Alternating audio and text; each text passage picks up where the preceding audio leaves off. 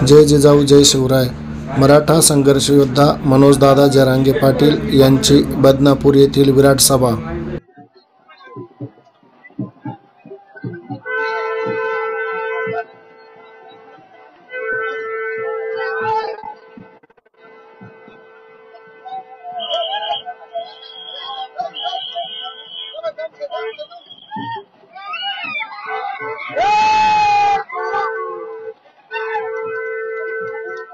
तोफा बंद करा, सर्वांनी साईड द्या. आणि पोलीस प्रशासनाला विनंती की तिथं दादा आणि 2-3 लोक महत्त्वाचे वरती येणार आहेत. इथं जिजाऊंच्या लेखी उभा आहेत, त्यामुळे सगळ्यांनी पाठीमागे थांबावं. कुणीही पुढे येऊ नये. व्यासपीठावरती कुणी येणार नाही. या टावरचे जे काही जे टावर आहेत लाईटचे आणि साऊंड सिस्टमचे, त्याच्यापासून दूर व्हा. जर वायर कटलेला असेल तर त्या ठिकाणी प्रॉब्लेम निर्माण होईल. मनोजदादा जरांगे पाटील आपल्यामध्ये उपस्थित झालेले आहेत. सर्व बांधवांना विनंती की कुणी वरती यायचं नाही किंवा कुणी साखळी पकडायची नाहीये. जिजाऊंच्या लेकी या ठिकाणी उपस्थित आहेत, कुणीही तिकडे जाऊ नका. फक्त मनोजदादा जरांगे पाटील या ठिकाणी येत आहेत. सामर्थ्य आहे चळवळीचे.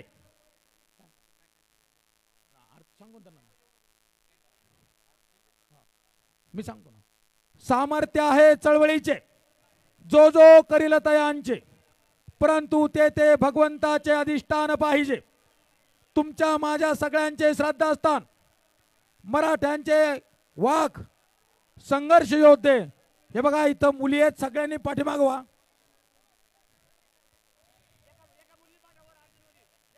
मित्रांनो सगळ्यांनी समोर येऊन बसायचंय. कुणी या बॅरिकेटिंग मध्ये येऊ नका. इथं जिजाऊंच्या लेखी उभा आहेत.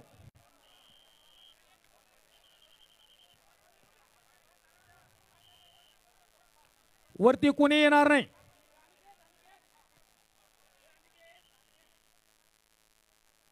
या ठिकाणी दादा वरती आल्याच्या नंतर सगळ्यांनी वाट सोडा, बाजूला व्हा. कुणी वरती येणार नाही. इकडं जिजाऊंच्या लेकी उभा आहेत, सगळ्यांनी भान ठेवा आणि तिथेच थांबा.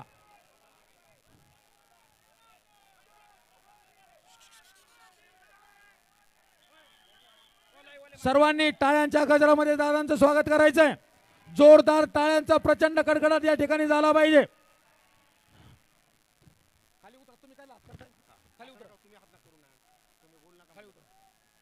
जय जिजाऊ. तुमचं आमचं नातं काय? मनोज दादा तुम आगे बढ़ो, मनोज दादा तुम आगे बढ़ो.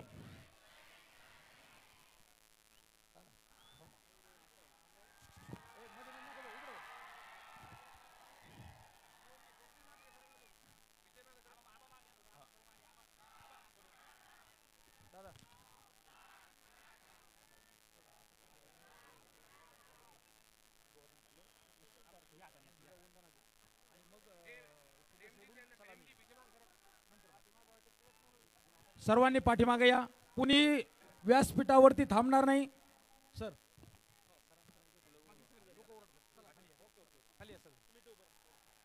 सगळ्यांनी व्यासपीठावरती कुणी थांबू नये. सगळ्यांनी खाली व्हावं. छत्रपती शिवाजी महाराज की, छत्रपती शिवाजी महाराज की. मनोज दादा तुम आगे बढ़ो, मनोज दादा तुम आगे बढ़ो. मित्रांनो जिजाऊंच्या लेखी त्यांचा औक्षण करणार आहेत. या ठिकाणी माहेश्वरी समाजाचा सत्कार त्या ठिकाणी रूट बदलल्याच्या कारणानं रद्द झाला होता. त्याचबरोबर टिपू सुलतान ग्रुप तर्फे जो काही सत्कार होणार होता तो रूट बदलल्याने त्या ठिकाणी चेंज झाला. त्याचबरोबर व्यापारी संघटनेचा सत्कार देखील आम्ही स्वखुशीने सत्कार स्वीकारत आहोत. त्यानंतर लहुजी मातंग समाजातर्फे जो काही सत्कार होणार होता तो देखील दादांनी मनापासून स्वीकारलेला आहे. त्याचबरोबर सावता मित्रमंडळ बदनापूर यांचा देखील सत्कार दादांनी स्वीकारलेला आहे मनापासून. त्याचबरोबर मुस्लिम तेली समाज ग्रुप बदनापूर यांचा देखील रूट त्या ठिकाणी चेंज झाल्याने सत्कार राहिला होता त्यांचा देखील त्या ठिकाणी सस्ने सत्कार स्वीकारण्यात आलेला आहे। सर्व मुस्लिम समाज ग्रुप बदनापूर यांचा देखील सन्मानाने सत्कार स्वीकारला गेलेला आहे। त्याचबरोबर बौद्ध समाज ग्रुप बदनापूर यांचा देखील सत्कार स्वीकारला गेलेला आहे। सर्व जिजाऊच्या लेखीनं विनंती आहे की आपण त्या ठिकाणी व्यासपीठाच्या खाली यायचं आहे। चला बाळा, इकडे बसून घ्या, इकडे बसून घ्या, इकडे बसून घ्या। सगळ्यांनी पाठीमागे बसून घ्या, सगळ्यांनी खाली बसून घ्या, सगळ्यांनी खाली बसून घ्या, खाली बसून घ्या। व्यासपीठावरती कुणीही त्या ठिकाणी थांबणार नाही। चला बसून घ्या, बसून घ्या। आता यानंतर जिजाऊ वंदनेने आपल्या कार्यक्रमाला सुरुवात होणार आहे। त्यानंतर सकल अखंड मराठा समाजाच्या वतीनं त्या ठिकाणी पात्रिकर कॅम्पसच्या वतीनं या ठिकाणी एक मोमेंटोज जो काही इतिहासकालीन त्या ठिकाणी छबी आपल्या सर्वांसमोर उभी करतो तो मोमेंटोज देऊन सत्कार होईल आणि त्यानंतर 21,000 फुग्यांची भगव्या फुग्यांची सलामी देऊन या श्री मनोजदादा जरांगे पाटील आपल्याला त्या ठिकाणी मार्गदर्शन करणार आहेत। जिजाऊ वंदनेसाठी सर्वांनी शांत बसायचं आहे आणि हात जोडायचे आहेत। जिजाऊ वंदनेला सुरुवात होणार आहे।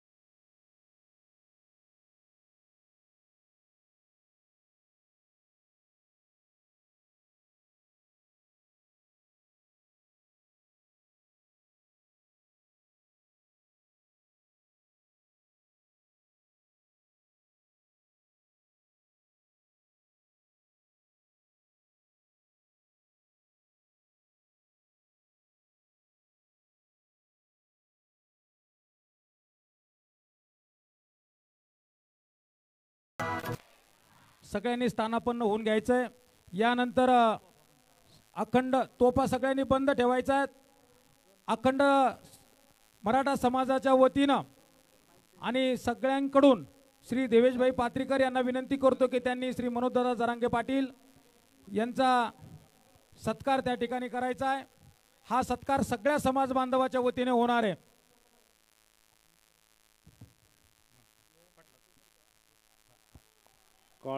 जय जिजाऊ। तोफा बंद करा, छोटू तोफा आता वाजू नका। जय जिजाऊ, जय जिजाऊ। इतिहासकालीन छत्रपती शिवरायांच्या मोमेंटो देऊन श्री पात्रीकर ग्रुप तर्फे हा सत्कार होतोय। सर्वांनी जोरदार टाळ्यांच्या गजरामध्ये या ठिकाणी सत्कार त्या ठिकाणी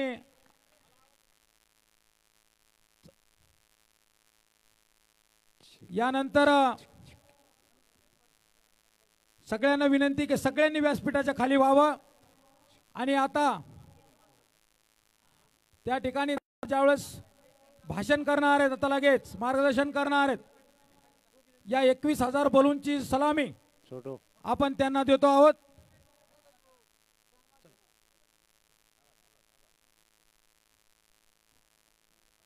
आपले बलून सगळ्यांनी सोडून दादांना त्या ठिकाणी 21,000 बलूनची भगव्या बलूनची सलामी द्यायची। सगळ्यांनी बलून सोडायचे। 1 2 3।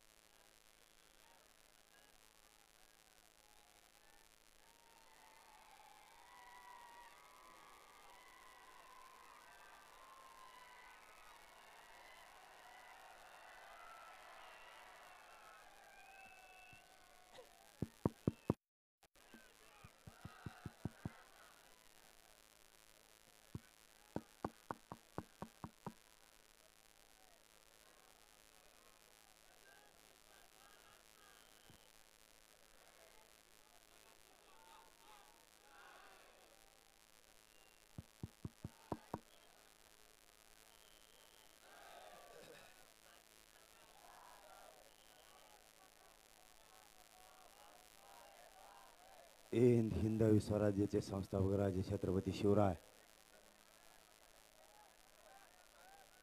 बदनापूर आणि परिसरातील जमलेल्या माझ्या तमाम मराठा बांधवांना माझा मानाचा जय शिवराय। या पात्रीकर मैदानात आज मराठ्यांची 5व्या टप्प्यातली पहिली सभा आणि कार्यक्रम आपण आयोजित केला आणि आपण प्रचंड संख्येने उपस्थित राहिला त्याबद्दल तुमचं मनापासून स्वागत आणि कौतुक। तुमची 4 वाजताची सभा, पण काही कारणास्तव मला तुमच्यापर्यंत यायला उशीर झाला। काही कारण म्हणण्यापेक्षा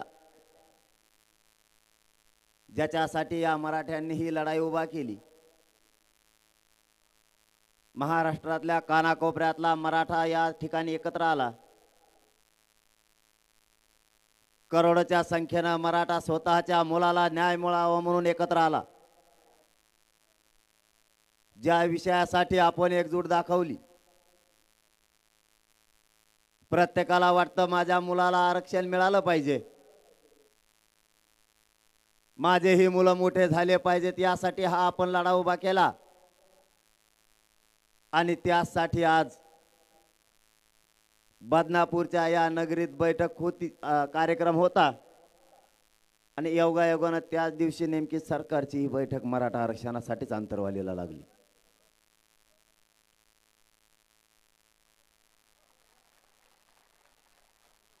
एक थोडस लक्षात घेतलं, ए खाली बसा वर बसा, गप बसा नाहीत व्हा बाहेर.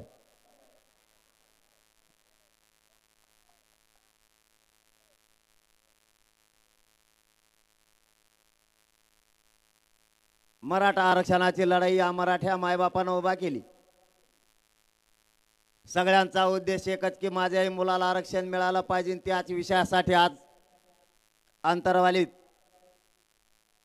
मुख्यमंत्री साहेब आणि दोनही उपमुख्यमंत्री साहेबाच्या वतीनं शिष्टमंडळ मंत्रिमंडळाचं आलं. तुम्हाला सांगणं गरजेचं आहे उशीर का झाला, कारण तुम्ही प्रचंड मेहनत घेतली. या ठिकाणच्या सगळ्या बांधवानं, सकल मराठा समाजानं, अखंड या बदनापूरच्या मराठा समाजानं या कार्यक्रमासाठी मेहनत घेतली. तुमचं नशीब सुद्धा चांगलं म्हणावं लागेल की तुम्ही मेहनत घेतली आणि त्याच दिवशी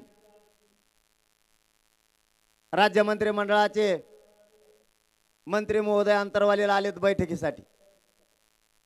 उशीर यासाठी झाला की ज्या मराठ्यांनी या आरक्षणासाठी हा संघर्ष सुरू केला त्याच आरक्षणासाठी अंतरवालीत बैठक सुरू झाली.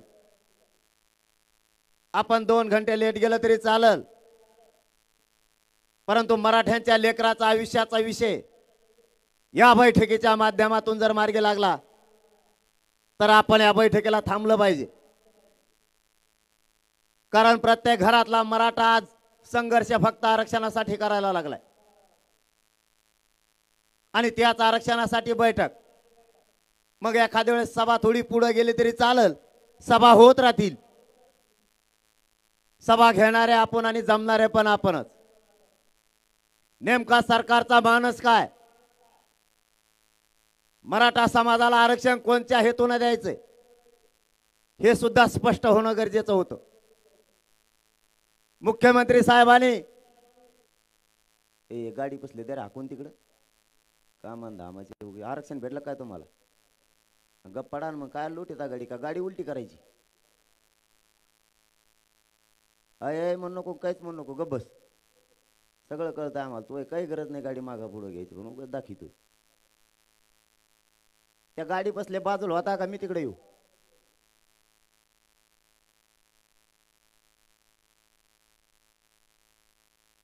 मुख्यमंत्र्यांनी 2 दिवसापूर्वी अधिवेशन सुरू होता आणि विधानसभेच्या पटलावर मराठा आरक्षणाचा विषय घेतला. तिन्ही कायदे मंडळ ऍक्टिव्ह होते. जर तुम्हाला एखादा कायदा पारित करायचा तर पुन्हा अधिवेशन बोलवण्याची आवश्यकता नाही. आम्ही विनंती करून सांगितलं होतं 24 डिसेंबर पर्यंत तुम्ही वेळ घेतलाय. तुम्हाला जर मराठ्यांना आरक्षण द्यायचंय आणि अधिवेशन 24 डिसेंबरच्या आत जर संपत असलं तर अधिवेशनाची मुदत वाढवा. विशेष अधिवेशन बोलवायचा घाट घालू नका. कायदा पारित करण्यासाठी आधार लागतो, त्याशिवाय कायदा पारित करता येत नाही. तर शिंदे समितीने तुम्हाला 2 अहवाल दिलेत.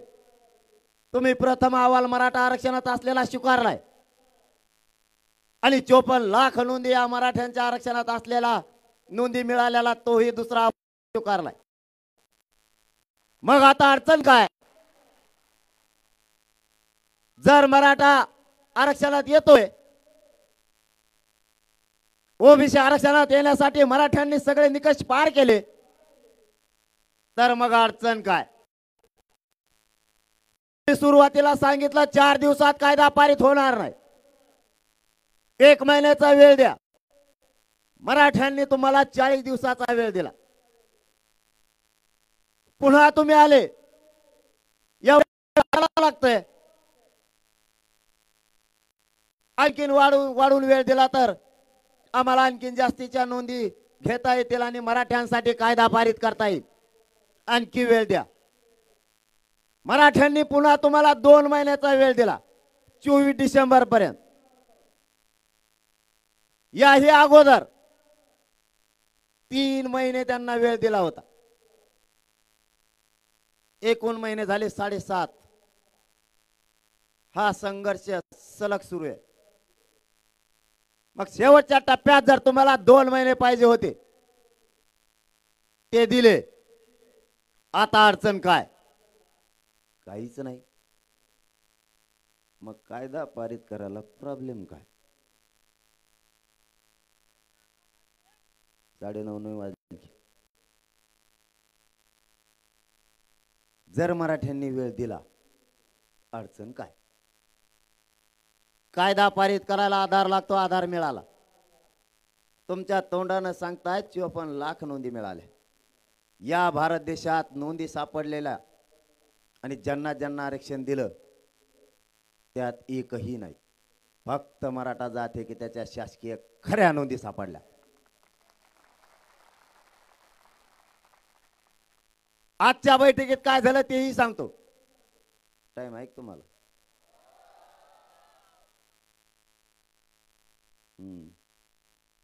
रातभर चलून द्या. माघार कारगिरम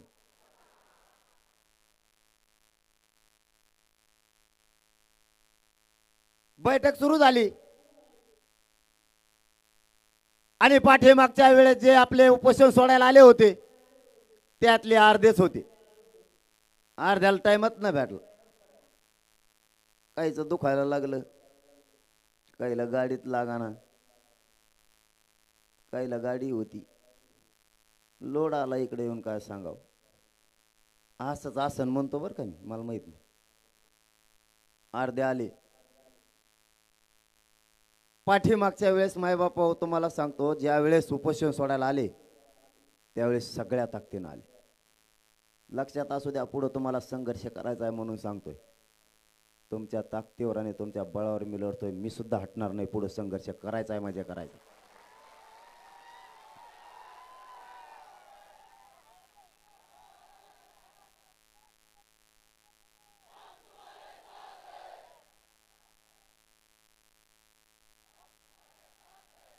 पाठीमागच्या वेळेस उपोषण सोडायला आले, सगळ्या ताकदीनं आले. मंत्रिमंडळाचा मातंबर मंत्रिमंडळातले मंत्री आणले. त्यांच्या सोबत कायदा पारित करायचा आहे म्हणून कायद्याचे अभ्यासक पाहिजेत. कायद्याचे अभ्यासक सुद्धा आणले. कायदा कसा बनावा लागल त्यासाठी अहवाल कोणचा लागल त्यासाठी अभ्यासक सुद्धा आणले. कायदा ज्यामुळे पारित होतोय ते मंत्री त्या कायदे मंडळाचे सदस्य सुद्धा आणले. काही अडचणी येऊ नयेत, काही त्रुटी आता राहिल्या नाही पाहिजे म्हणून सचिवही आणले. आणि ज्यांना कायद्याचं पूर्ण ताकदीनं नॉलेज आहे. काय रे?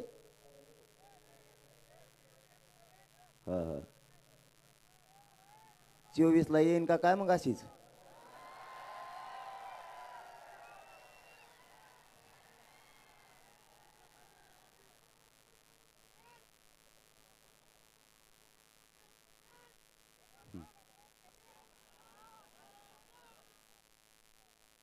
त्याचं नाव नाही घेत मी आता. जाऊन द्या तिकडे.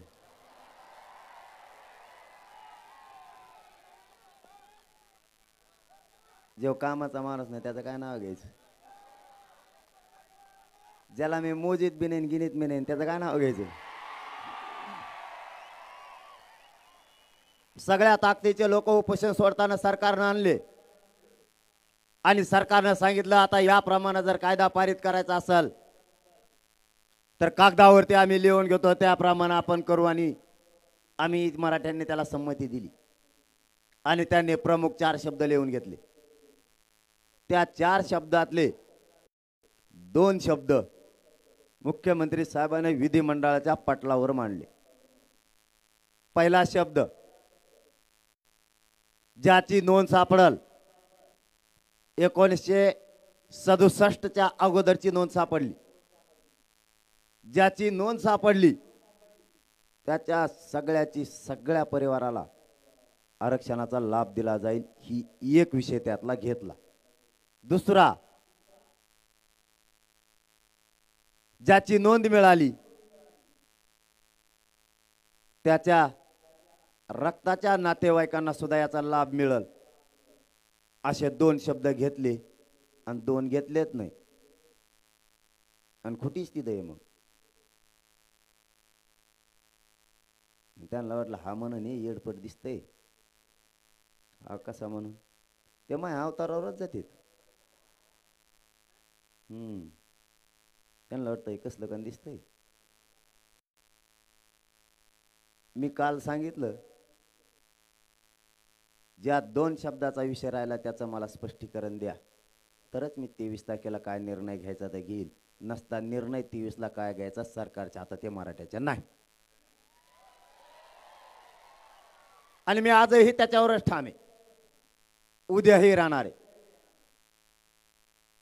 तुम्ही तुमच्या हाताने शब्द लिहून घेतलेत मी नाही लिहिले कायद्यात या शब्दाचा उपयोग करता येतो तुमच्या कायदे तज्ञाने सांगितलं त्याच वेळेस तुम्ही शब्द लिहून घेतलेत माझी चूक काय मी आज तोच प्रश्न त्यांना विचारला हा शब्द मी घेतला का तुम्ही दिला त्यांनी सांगितलं आम्हीच घेतला हे लाईव्ह होतं अंधारात बोलत नाही मी कोपऱ्यात खोलीत जात नसतो त्यांनी सांगितलं आम्हीच घेतला पण सोडून द्या अर मी सोडीत फिडीत नसतो त्याचं काय करत ते सांगायचं तरच पुढे बोलत नाही तर आपल्याकडे यायचंच नाही परिस्थितीचं भान हे सगळ्यांना ठेवायचं मायबापा आता शब्द त्यांनी घेतलेत मी नाही दिले तुम्ही दिलेले शब्द कागदावर तुम्ही लिहिलेला शब्द तोच आता आपण घ्यावा हेच आमचं म्हणणं आहे याच्यात मराठ्यांची काय चूक शब्द तर आम्ही नाही दिला आणखीन 2 शब्द कोणचे आहेत हे तुम्हाला मराठ्यांना सरकारला माहिती आहे 23 तारखेला तुम्हाला सांगणार तर मी गप्प राहणार का करतात काय नाही काय करतात काय नाही बघायला पाहिजे की नाही त्यांना डाव येतात का नोटीस आणि फाटीस देतात आपल्याला ते आता कुंकड जाऊ नका नोटीस काय देतो मराठी ऐकत असते का बोललं तसं करणार कशाला वातावरण दूषित करतो तुम्ही दूषित वातावरण करायला नोटिसा देऊ तुम्ही दरी निर्माण करायला लागला विनाकारण कारण नसताना कोणीच म्हणलं नाही आमच्यातलं मुंबईला जायचं म्हणलं का रे भाऊ मग नोटिसा कशा देतो रे मुंबईला जायचं कोणी म्हणलं का आणि मुंबई आमची नाही का आणि मग कम नाही यायचं ते का आसामला आहे का मुंबई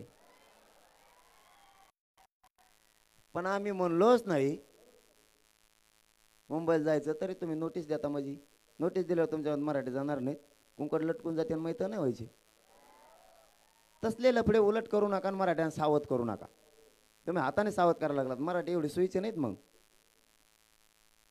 ते एखाद्याला जर म्हणलं तो आज लग्नाला जाऊ नको रानात जाय ते कुंकुण उसावू समजा मै सुद्धा होत नाही सगळ्यात पुढं लग्नाला दिसतंय ते मग तसं आडिल्यावर तर मग ते जास्त जाते उलट धोरणाने होऊ द्या मी या बदनापूरच्या सभेच्या माध्यमातून सरकारला विनंती करून सांगतो कारण मी तुम्हाला 24 तारखेपर्यंतच विनंती करणार आहे त्याच्यानंतर विनंती करीत नसतो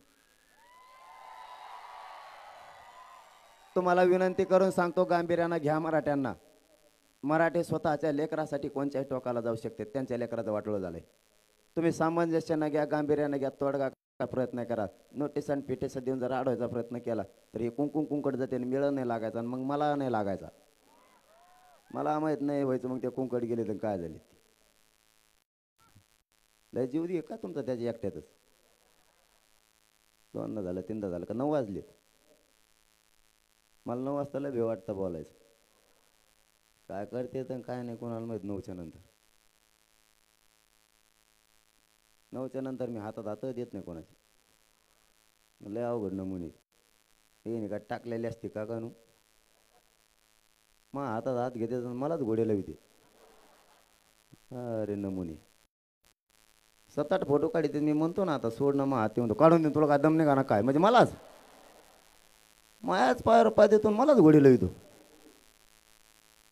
आता उद्या सकाळी काय करा जे आता ढकलायला होते ना त्यांना फक्त विचारा कशी मजा येते माणसं लोटायची आमचे कसे हालवत असते रे भाऊ ओचे खवळ्याला तुम्हाला लागत आता तुमचे जेवढे जेवढे माणसाला वाटेल होते त्यांना फक्त सकाळी विचारा काल कसं काय होतं ते. जर तुम्हाला उद्या 3 वाजता बोलले तिथून पुढं जे माणसं ढाकायला तुम्ही नाहीत कधी असे गर्दी करता आणि ते लोटायला लागत आहेत मला रस्ता करायला. फक्त त्यांना कोण कोण लोटायला होतं सकाळी विचारा, नुसतं भेटायचं मला फोन करू. तुम्हाला जर 5 वाजता भेटले तिथून पुढं मग आमचे किती हाल होत असते. एक जण तर आमच्या गाडीला लटकाला कोण होता का दाढीवाला, ते म्हणला बाबा तुम्ही कसं करत असता, तुम्ही 2च घंट्यात गळवलो रे, रेटून रेटून बेजार झालो रे बाबा, तुम्ही रोज कसं करीत असताना. मग मी उलशी खवळत तुम्हाला कम वाईट वाटतं. मावशी हो मी तुमचंच लेकरू आहे ना, कोणासाठी जीव जाळतोय, रक्त कोणासाठी जाळलं मरायला सुद्धा भेट नाही मी या मराठ्यांच्या लेकरासाठी, भेणार बी नाही आरक्षण घेतल्याशिवाय. मी उलशीक जर खवळलं ना हे म्हणतात आम्हाला खवळलं बा. आता मग तुम्ही माया पायावर पाय दिल्यावर मग काय होत असेल खाली, एक तर मायात काही नाही राहिलं, त्याच्यात माया पायावर पाय जर टाकल्याने दिली तर मग कसं होत असेल. मग आता तुमच्या लोटायला तुमचेच माणसं होते, त्यांच्यावर थोडं शोधून बघा ना. आमच्या अंगावर लोक होऊन पडल्यावर आमची किती हाल होत असते.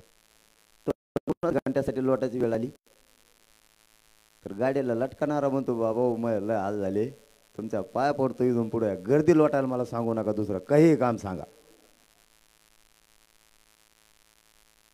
सरकारला माझी विनंती आहे, बदनापूरच्या जमलेल्या विराट संख्येच्या मराठा बांधवांच्या वतीनं तुम्ही गांभीर्यानं घ्या, घाबरवण्याचा प्रयत्न नका करू, नोटिसा देऊ.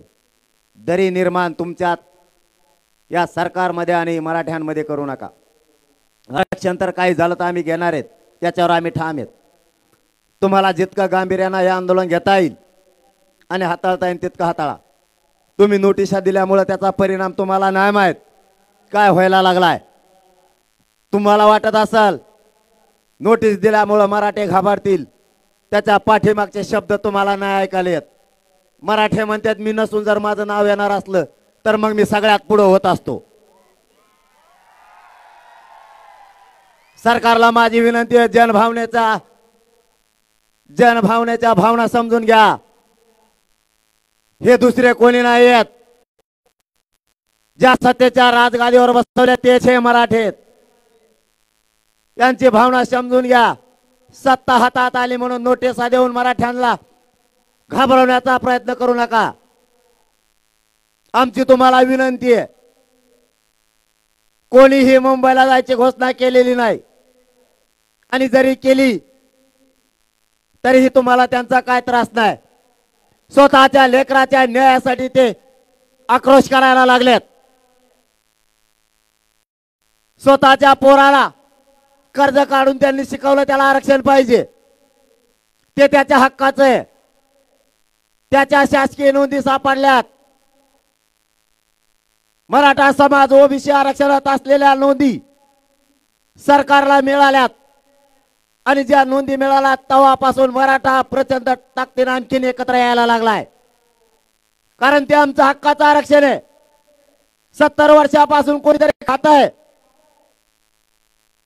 ज्यांना आरक्षण तुम्ही दिलं त्यांच्याबद्दल मराठ्यांनी कधी दोष केला नाही, कधी विरोधही केला नाही आणि विरोध करण्याचं कारणही नाही. तुम्ही खावं, परंतु आमच्या हक्काचं जर आरक्षण असेल तर तेही आम्हाला दिलं पाहिजे, नाहीतर मराठ्यांना हिसकून घ्यायला वेळ लागणार नाही. आमची 23-24 तारखेपर्यंत तुम्हाला विनंती आहे. 54 लाख नोंदी मिळाल्यात. मराठा आणि कुणबी एकच आहे याचे भक्कम पुरावे मिळालेत. 24 डिसेंबर पर्यंत आम्ही तुमची वाट पाहू. ना विलाजानं आम्हाला आंदोलनाची पुढची दिशा ठरवावी लागेल. तुम्ही कागदावर लिहिलेले शब्द घ्या, एवढंच आमचं म्हणणं आहे. ते तुम्हीच घेतलेले आहेत आणि वेळ पण तुम्हीच घेतलेला आहे. आता वेळ मारून नेऊ नका आणि मराठ्यांच्या पोरांचं वाटोळं करू नका. त्याचं एकट्याचं ऐकून जर मराठ्यावर अन्याय केला तर तुमची मराठ्यांशी गाठे हे सुद्धा सरकारनं लक्षात ठेवा. ही धमकी नाही, ही आमची तुम्हाला विनंती आहे. मराठ्यांना मराठे जर मैदानात उतारले तर मागे सरकत नाहीत आणि जर एकदा आंदोलनाची पुढची दिशा ठरली तर मराठ्यात कोणाच्याच बापाला माग सरकणार नाहीत, कोणाच्याच. म्हणून तुम्हाला हात जोडून विनंती आहे, आमच्या पोरांचा आता वाटोळं करू नका. आरक्षण हे आमच्या हक्काचं आहे, त्याचा एकट्याचा ऐकून मराठ्यावर अन्याय करू नका ही तुम्हाला पुन्हा एकदा विनंती. त्याचं नाव घेत नाही तुम्ही म्हणता, त्याचं नाव कम घ्या ना. त्याचं नाव नाही घेत मी. अरे गिरीश महाजन साहेबांनी काय सांगितलं माहिती आहे का? पाटील म्हणी काय करा, त्याला बोलत नका. त्यात काय झालंय आम्ही त्याला आता समजून सांगितलं, ते काहीच बोलणार. आणि म्हणलं मग ते जर मराठाच्या आरक्षणाच्या विरोधात नाही बोललं, त्याचे आमचे काय दुश्मन नाही, पण मराठाच्या आरक्षणाच्या विरोधात बोला की झोडाच मी सोडितच नसतो. आणि ते बी 2-4 दिवस झालं मला वाटतं काही बोला ना. एक दिवस बरं काहीतरी म्हणलं, पण नंतर काय बोललं नाही. काल बोललो वाकून तर म्हणलं जरांगे साहेबच म्हणतो, म्हणलं तुम्हाला आता आला दिसतो ठेप्याला. जर उचकालाच परत आबळ गेलं ना, आता त्या आबळ आल्यावर तसं होतं समजा. आता जर आबळ आलं परत बरळला, मागं लागलोच मग समजा सुट्टीत नाही. मग तर वर जाऊन द्या. आता एवढी बार मराठ्यांच्या आरक्षणाला विरोध नाही करायचा. तुमचा आमचा शत्रुत्व नाहीये. तुम्ही विरोध केला की आवाजच करायचा. मी सोडितच नाही, तर मनाची गरजच नाही. त्याचं मग काय छतीचा आकडा आहे का माहीत. मी त्याला सोडितच नाही. ते म्हणलं खोट्या मारून ठेवल्यात. म्हणलं खोट्या, तो खोटाच उपटून टाकीन सगळा. खोट्या काय आणि उपटेला का नाही मग. अरे आरक्षणात गेले मराठे, 54 लाख मराठे ओबीसी आरक्षणात गेले सुद्धा. तुम्हाला या 8 ते 15 दिवसात 2.5 कोटीपेक्षा जास्त मराठी आरक्षणात गेलेले दिसते, तरच आपलं नाव घ्यायचं. नाव सुद्धा घेऊ नका. एवढं सोपं नाही. एकदा नादाला लागलो ना पुरा लागतो. फक्त मी दिसायलाच बारीक आहे. कामाला लागला की कार्यक्रमात लावितो. ते मला येडं समजते. ते म्हणते येडं काय येईन बेजार केलं सगळ्याला. फक्त पुढचं आंदोलन झाले तरी शांततेत करायचं. आणि मात्र पुढच्या काळात कधी काळी बदनापूर परिसरात जर आंदोलन उभा करायची वेळ आली, 20 किलोमीटरवर मराठ्यांना उभं राहायला जागा नाही राहिली पाहिजे. एवढ्या ताकदीनं आंदोलन झालं पाहिजे. 20 किलोमीटरवर घामच फुटला पाहिजे पुढच्याला. तुमच्या इथल्या नमुन्याला कस काय घाम फुटला होता? आपला कचकात तसा असतो. मग कचाट्यात सापड. अरे गब्बातला तेव्हा आता नाही बोलला की वाजेला. आपलं धोरणच तसं आहे. त्याला सुट्टीच नाही. आणि विशेष करून तुम्हाला एक काम सांगतो, मराठ्यांनी पक्षासाठी काम करू नका आरक्षण मिळेपर्यंत. हो, त्याचं ऐकायचं. परत मग मला त्याचं नवीन कळालंय काहीतरी, मी माहिती घेतो पुढच्या सभेत वाजवीन त्याला. तसं काही नाही, या सभेत जर नाही वाजले पण खात्रीशीर माहिती असल्याशिवाय मी बोलत नाही. त्याने फोन केलं म्हणतात जाऊ नका तिकडं कुठं जात नाही रे. मला फक्त खरं मिळून द्या. इथून मागची त्यांनी माफी मागितली त्यामुळे विषय सोडला. मग आपण रीतसर आहे. आपण आपली संस्कृती सोडून वागत नाही. मराठ्यांचा नियम आहे संस्कृती सोडून वागायचं नाही. अरे तो मराठ्यानेच मोठं केलं, मराठ्याच्या विरोधात काम करायला लागला. आम्हाला शिकवतो. आयुष्यात मराठी गुलाल नाही लागून द्यायचे, लय बेकार आहेत. त्यामुळे बोलायचं नाही. फोन लावले जणू असं काहीतरी कळालंय मला. व्हॉट्सअप कॉलच केले, रेकॉर्डिंग करतात म्हणून जाऊ नका जाऊ नका जाऊ नका. मराठ्यांच्या लोकांनी जर ऐकलेलं असलं तर मला सांगा अंधारात. त्याचं ऐकलं ना आले नाहीत अंधारात सांगा. पुढं त्यांना कुठं ना कुठं तर उभं राहायचंच. मग निवडणुकीला नाही म्हणत बरं का मी. नाही तुम्ही काय अर्थ काढता त्याला मी काय करू. मग त्या टायमाला बघू त्यांचं बी काय करायचं. तुम्हाला फक्त विनंती जाता जाता, जास्तीचा वेळ तुमचाही घेत नाही, कारण मला इथून शेलूला जायचंय. शेलूला सुद्धा कार्यक्रम. शेलू 114 किलोमीटर असं म्हणतात. आलं काही लांब आहे का? तिकडेच राहून दे. मला वाटलं रातची बैठक लागली काय एखादी. मला लांब जायचंय. तुम्हाला फक्त विनंती आहे, 2 कामं करा. आरक्षण मिळेपर्यंत जातीपेक्षा मोठं पक्षाला मानायचं नाही, नेत्याला सुद्धा मानायचं नाही. एकदा तुमच्या लेकरा बाळाला आयुष्याची भाकरी आरक्षण मिळून द्या. एकदा आरक्षण दिलं की तुमच्या लेकराचं आयुष्यभर कल्याण झालं. याच्यासाठी संघर्ष करा, ताकदीनं शांततेत लढा. 2, मराठ्यांच्या पोरांनी आणि माणसांनी व्यसनापासून लांब जा. तुम्ही दारू सोडली का आपण सुधारलोच म्हणून समजायचं. आणि 3, बांध टोकराचे बंद करा. बांध टोकरायचे नाही, काय नाही. कुणाची शिळी कुणाच्या बांधावर गेली म्हणून भांडणं करू नका. खाऊन द्या, काही नाही होत. कुणाचा बैल सुटला त्यांनी काही खाल्लं म्हणून भांडणं नका करू. खाऊन देईन जर शिकाम. तुला काही चावायला लागलं काय? लगेच माझ्या वावरात करून मला काय वावर येतो माझ्या वावरात का मला भांडण चिल्लर चिल्लर. 2 पिढ्या झाल्यात बोलणारच एकामेकाला. साध्या साध्या गोष्टीनं आपल्यात भेद नका होऊन देऊ. सोडून द्या उद्यापासून. एकमेकाला आधार द्यायचं शिका. एकमेकाच्या खांद्याला खांदा लावून चालायचं शिका. लोकांना एवढंच पाहिजे, मराठी एक होऊ द्यायचे नाहीत. मराठ्यांचं वैर संपू द्यायचं नाही. मराठ्यांचं जर वैर संपलं, आपला विषय संपला हे त्यांना माहिती. तुमच्या पायाला हात लावून सांगतो तुमचा मुलगा म्हणून, वैर कमी करा. आजूबाजूचा समाज मागं वळून बघा. एकमेकाच्या हातात हात देऊन एकमेकाला पुढे घेऊन चाललाय. आदर्श घ्यायचं शिका. आडमुठी भूमिका जरा बाजूला ठेवा. हे आरक्षण नसल्यामुळे पोरांचं वाटोळ व्हायला लागलं आणि या तुमच्या वादामुळे छोट्या छोट्या उभं कुटुंब बर्बाद व्हायला लागलं. उद्यापासून व्यसन सोडा आणि वाद कमी करा. एकमेकाच्या मदतीला जा. आणि आता एवढा बदल झालाय सध्या, एकमेकाला ढकलेलं ना तरी म्हणतात नाही रे मुद्दाम नसन ढकलेलं. उठे उठे जर असं ढकलं ना मनाची मुद्दाम ढकल्यास हान द्याल हान. आता तसं नाही करत. खूप बदल झाला. त्यामुळे मला गर्व वाटतो, माझ्या जातीचा स्वाभिमान सुद्धा वाटतो. हो, खूप समाजानं बदल करून घेतला स्वतः. नाही तर पहिल्यांदा उशी काय झालं तो मग वाट्यावरच का मला तो वाटा का चावतो का एक तर रोडावर टाकला ते टाकला बी. आता नाही करायची. सगळं सोडायचं. दारू सोडायची, वाद सोडायचे, मनाने बोलायचं. काल एक उदाहरण सांगू तुम्हाला. बांबेरी गाव आहे, तुम्हाला बऱ्याच जणाला माहीत असेल, कारण करतो म्हणून बोलतो. 7-8-9 वर्षापासून एकमेकात बसत नव्हते. काल त्या गावाला एवढा आनंद, 2 जण 9 वर्षानंतर एकत्र बसले. गावाला प्रचंड आनंद झाला. याच्यापेक्षा मला तरी काय पाहिजे. आपलं वैर संपवायचं आपल्याला. चिल्लर कामावून झालेलं असतं. असं लय जाग्यावर झालं. एक कालचं उदाहरण होतं म्हणून सांगितलं. असं खूप जागेवर झालं की मी तुम्हाला जर उदाहरण द्यायचं ठरलं लिस्ट तर इतके की मराठ्यांनी वैर सोडून दिलं. कशा पायी करताय?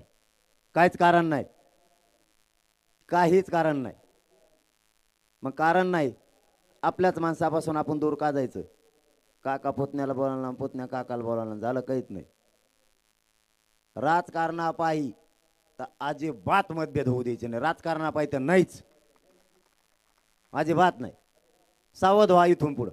जाता जाता तुम्हाला पुन्हा विनंती करतो, तुमच्या बळावर मी तिथं लढतोय. मी मरायला भेट नाही.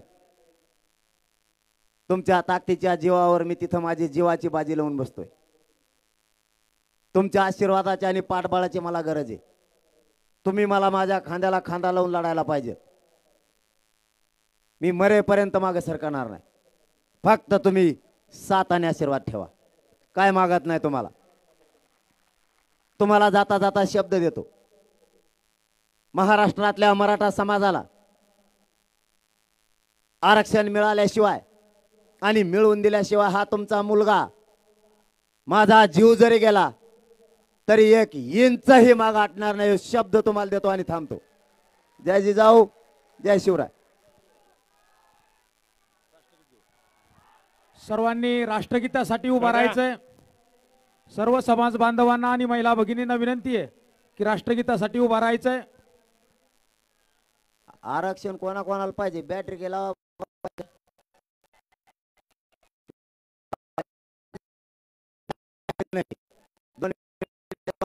महाराष्ट्राला दाखविणारे आता बदनापुरात विराट संख्या जमली होती.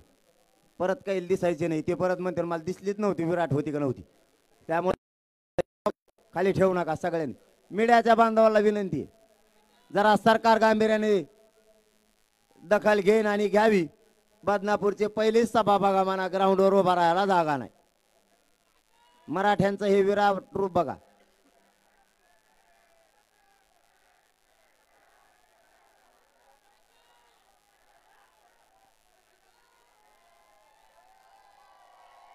चला राष्ट्रगीत घ्या. एक साथ राष्ट्र शुरू करेंगे. शुरू कर. जनगण मन अधिनायक जय हे भारत भाग्य विधाता. पंजाब सिंध गुजरात मराठा द्राविड उत्कल बंगा. विंध्य हिमाचल यमुना गंगा उच्चल जलधि तरंगा. तव शुभ नामे जागे, तव शुभ आशीष मांगे. गाहे तव जय गाथा. जनगण मंगलदायक जय हे भारत भाग्य विधाता. जय हे जय हे जय हे जय जय जय जय हे. भारत माता की, भारत माता की. सर्वांनी महिला भगिनींना जाण्यासाठी अगोदर रस्ता करून द्यायचा आहे.